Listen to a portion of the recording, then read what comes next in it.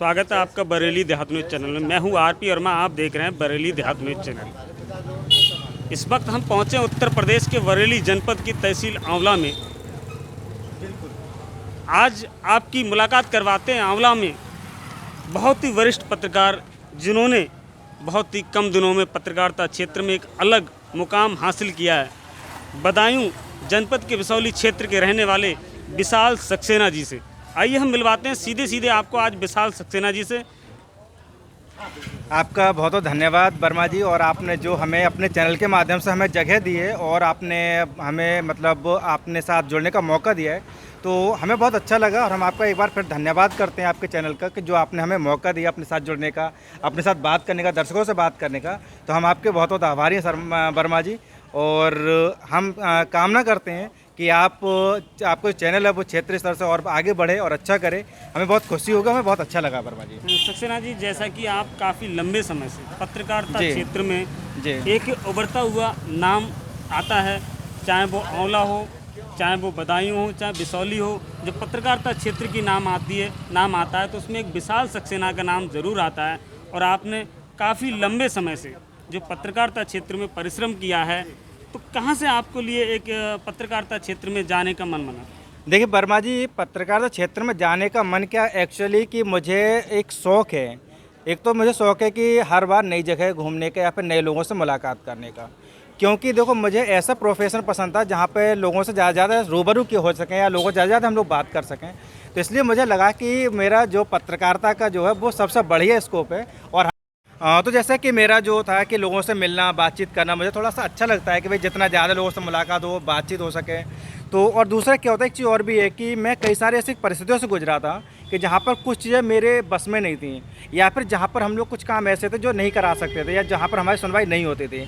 तो मैंने देखा था कि मेरे साथ के आंवला में बहुत सारे लोग पत्रकार हैं, तो मुझे उनसे प्रेरणा मिली। मैंने उनको देखा कि कैसे वो जन समस्या को उठाते हैं और अधिकारी उनकी बात को सुनते हैं, या फिर वो समस्या उसका समाधान कैसे भी तरीके से वो होता है। तो मुझे लगा क्यों ना पत्रकारिता का ही एक ऐसा जो है वो उसको चुना जाए, जिससे कि मैं लोगों की समस्या को उठा सकूं। जो हम लोग के सामने बहुत सारी चीज़ें जैसे रोड को लेकर या फिर किसी भी चीज़ को लेकर आती है, अगर हमारी सुनवाई नहीं हो पा रही है तो हमारे पास सिर्फ एक पत्रकारिता ऐसा माध्यम है जिससे हम अपनी बात को रख सकते हैं। तो ये एक और कारण था। और जैसे कि एक सेकंड, जैसे आपने कहा था कि वरिष्ठ वाली बात, तो मैं कहना चाहूँगा कि ये अभी मैं कुछ नहीं हूँ वरिष्ठ हूँ, अभी तो मैं समझ लो सीख रहा हूँ, ये मेरी शुरुआत है। और फिर मैंने अभी पेपर भी स्टार्ट किया है सच से कनेक्शन के नाम से, तो ये भी है। अब ये धीरे धीरे करके आगे हम लोग सीख रहे हैं, और अभी हम बड़े पत्रकारों के साथ बैठते हैं, बातचीत करते हैं, तो कुछ नया जानने को मिलता है, कुछ नया निकल के आता है। ये एक इंटरेस्टिंग चीज़ है। ये मतलब पत्रकारिता हम लोग पेशा नहीं है, ये सेवा है। सर, जैसा कि आपने एक यूट्यूब से जो अपना एक करियर स्टार्ट किया, और आज आपने एक बड़ा मुकाम हासिल किया है। आज आपने खुद का एक अखबार भी लॉन्च किया है। तो सर, जानना चाहेंगे किन परिस्थितियों से होकर आपने इतना बड़ा मुकाम हासिल किया है? देखिए वर्मा जी, अगर सच बताऊं मैं तो मैं अगर सच बताऊं आपके चैनल के माध्यम से, तो मैं ऐसे परिवार से आता हूं कि जहां पर मेरे सामने ऐसी परिस्थिति थी कि मैं कहीं पर भी 10,000 रुपये महीने की नौकरी करने की स्थिति में था, कहीं भी। मतलब मुझे नौकरी की ज़रूरत थी। लेकिन जैसे ही मुझे प्रेरणा मिली और थोड़ा सा, देखो ये कहते हैं ना कि जब हमारे मन में अगर कोई विचार बन जाता है या हमें लगता है कि हमें ऐसा काम करना ही है, तो मुझे लगता है कि जो परिस्थितियाँ होती हैं ना, वो हमें उसी डायरेक्शन में घुमाना शुरू कर देती हैं। मतलब मैं नौकरी की चीज़ में था कि नौकरी ही करूँगा, मेरे पास और कोई ऑप्शन नहीं है आजीविका का, पेट भरने के लिए, खाना खाने के लिए, मतलब बहुत छोटे से। लेकिन उसके बाद क्या हुआ, भगवान की ऐसी नज़र सीधी हुई, या फिर कहना चाहिए कि मेरा विश्वास था। तो मुझे सब लोगों ने, मेरे भाइयों ने, छोटे भाई उन्होंने सब मतलब कहा कि मतलब वो आप जो करना चाहो तो वो करो। तो फिर उन्होंने मुझे पत्रकारिता का कोर्स कराया। गाजियाबाद से मैंने पत्रकारिता कोर्स किया था, डिप्लोमा किया था गवर्नमेंट पॉलिटेक्निक कॉलेज से। और उसका मुझे फिर टीचर्स का सपोर्ट मिला, फिर साथ के स्टूडेंट्स का सपोर्ट मिला, फैमिली का धीरे धीरे सपोर्ट मिलता चला गया।